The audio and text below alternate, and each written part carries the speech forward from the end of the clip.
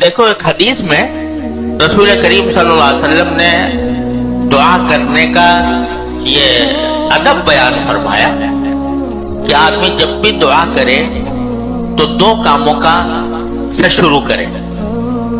ایک اللہ تعالیٰ کی حمد، الحمدللہ رب العالمین، دعا کی شروع یہاں سے کرے، اللہم لک الحمد و لک الشکر. اور ایک درود شریف نبی کریم صلی اللہ علیہ وسلم درود بھیجے، پھر اپنے لیے جو حاجت مانگتا ہے مانگنی ہے وہ مانگے اللہ تعالیٰ. یہ جو فرمایا کہ شکر سے حمد سے آغاز کرو، پہلا کام یہ کرو کہ اللہ تعالیٰ کی تعریف کرو، اللہ تعالیٰ کا شکر ادا کرو. تکلیف میں، پریشانی میں، جس حالت میں بھی ہو پہلے شکر ادا کرو. کس بات کا شکر ادا کرو؟ کہ کہیں ایسا نہ ہو کہ تمہاری جو دعا ہے وہ شکوہ بن جائے، وہ گلہ بن جائے.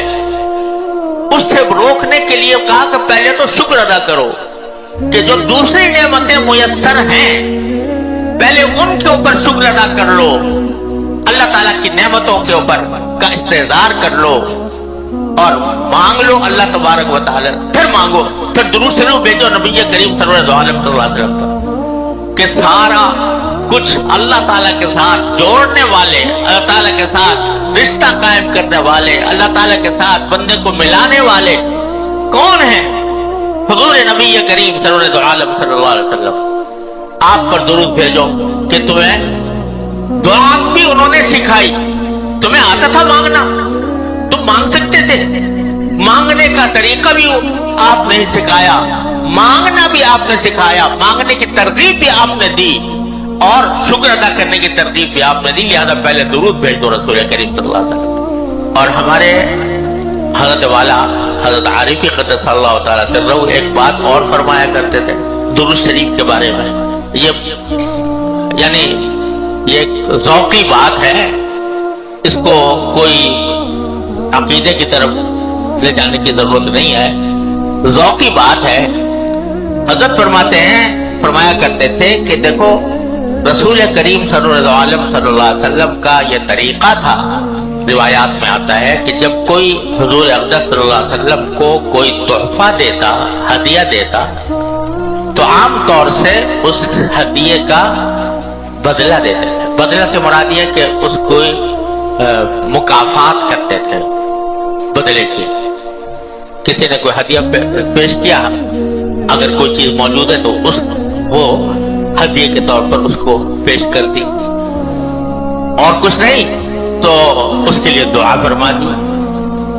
رسول کریم صلی اللہ علیہ وسلم کی دعا کسی بندے کے لیے ایسی دعا جو جا کر ٹھیک لگتی تھی عرض کے اوپر، ایسی دعا.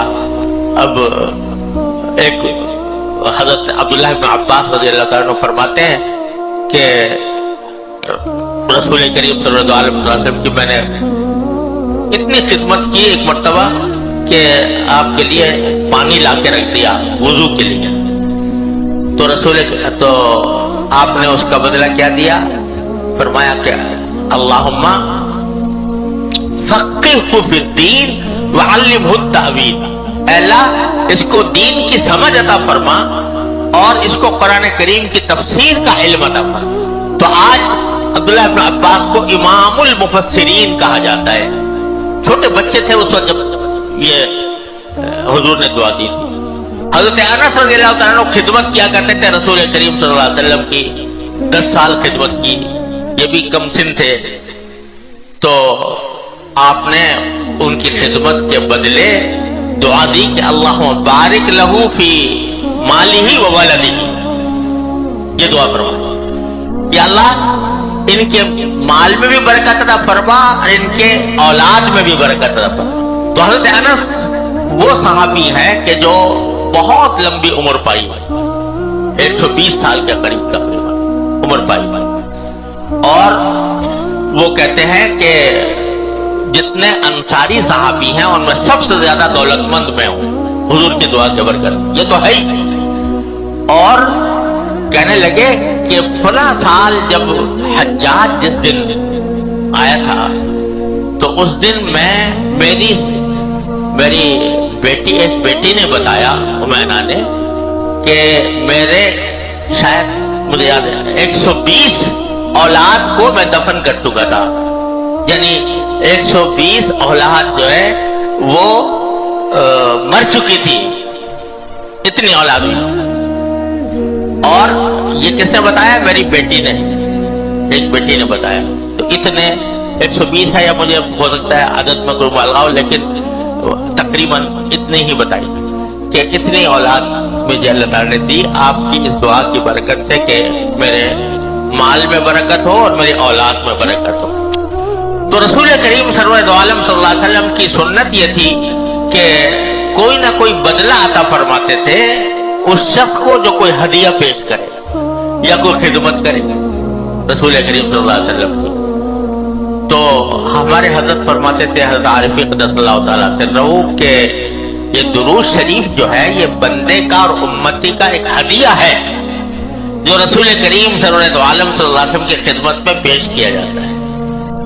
اور حدیث میں یہ ہے کہ فرشتے یہ درود شریف لے کر جاتے ہیں سرکار دو عالم صلی اللہ علیہ وسلم کی خدمت میں، آپ کی خدمت میں لے جاتے ہیں اور آپ کو پہنچاتے ہیں کہ آپ کے فلاں امتی نے آپ پر درود بھیجا ہے۔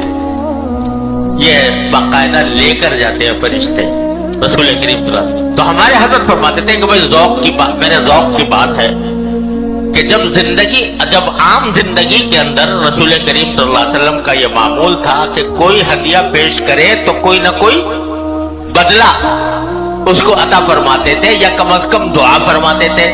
تو جب ہمارا درود شریف پہنچے گا سرکار دو عالم صلی اللہ علیہ وسلم کی بارگاہ میں تو ضرور وہ آپ ہدیہ پیش کرتے ہوں گے، اس کا مکافات کرتے ہوں گے۔ اور مکافات کیا ہے؟ کہ دعا فرماتے ہوں گے کہ اس بندے کی حاجت ہے اللہ آپ پوری فرما دیجیے، دعا فرماتے ہوں گے۔ لہذا سکھایا یہ کہ اپنی بات بعد میں کہو، اپنی تکلیف اپنی حاجت بعد میں کہو، پہلے اللہ تعالیٰ کا شکر ادا کر لو، الحمدللہ کہہ لو، اللہ تعالیٰ کا شکر ادا کر لو، اور اس کے بعد نبی کریم صلی اللہ علیہ وسلم کی خدمت میں درود شریف کا ہدیہ بھیج دو، پھر مانگو۔ تو شکر سے آغاز کر کے، یہ شکر سے شروع کر کے یہ فرما دیا کہ شکر کہیں ایسا نہ ہو کہ میری دعا گلہ بن جائے، شکوہ بن جائے۔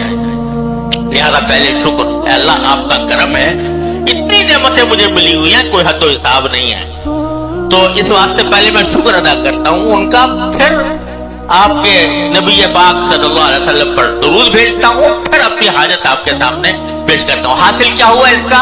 حاصل یہ کہ اللہ آپ نے بہت کچھ مجھے دے رکھا ہے، اللہ مجھے نعمتوں میں آپ نے پالا ہوا ہے اور میرے اوپر نعمتوں کی بارش ہو رہی ہے، لیکن ایک حاجت ہے میری، اے اللہ اس کو برا فرما دے۔ یہ ہے بندے کی بندگی کا تقاضا۔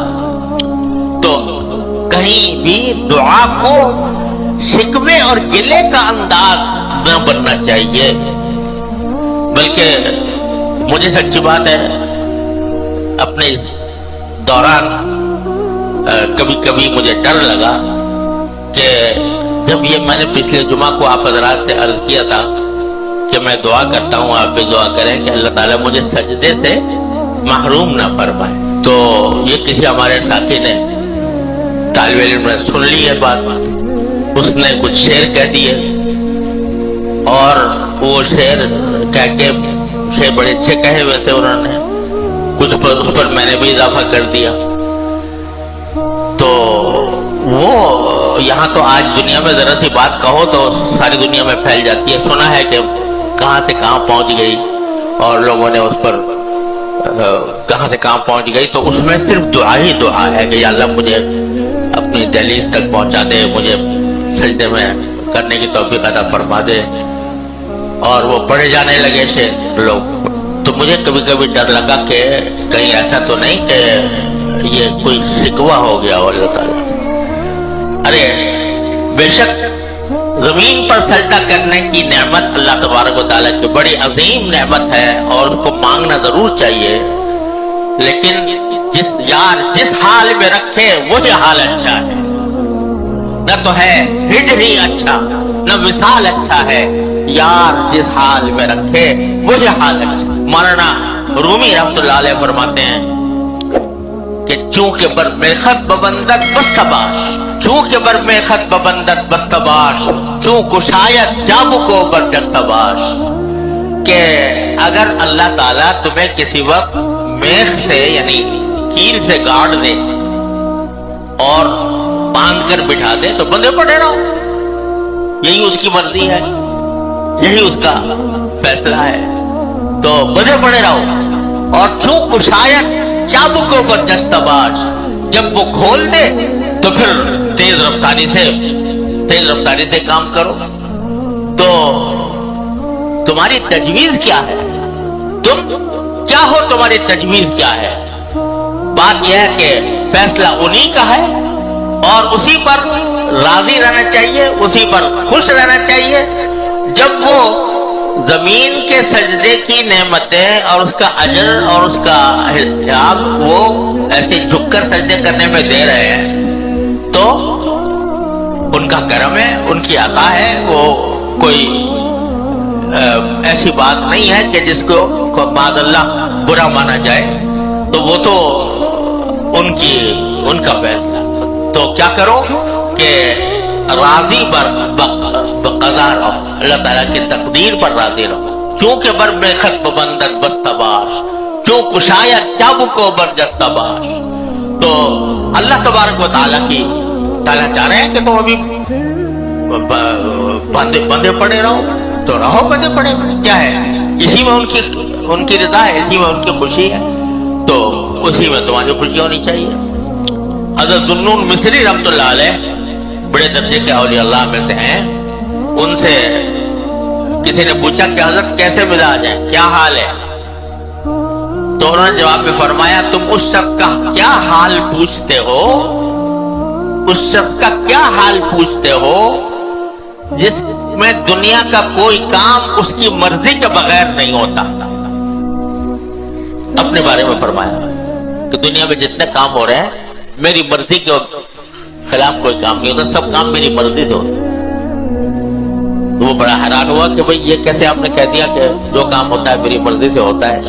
یہ تو بڑے بڑے لوگوں کو بھی حاصل نہیں ہوتی یہ بات کہ ہر کام ان کی مرضی سے ہو رہا ہو. یہ کیسے ہوتا ہے کہ آپ کا ہر کام آپ کی مرضی سے ہوتا ہے؟ کہا میں نے اپنی مرضی کو اللہ کی مرضی میں فنا کر دیا ہے. میں نے اپنی مرضی کو اللہ کی مرضی میں فنا کر دیا ہے کہ میری مرضی وہی ہے جو میرے مولا کی مرضی ہے.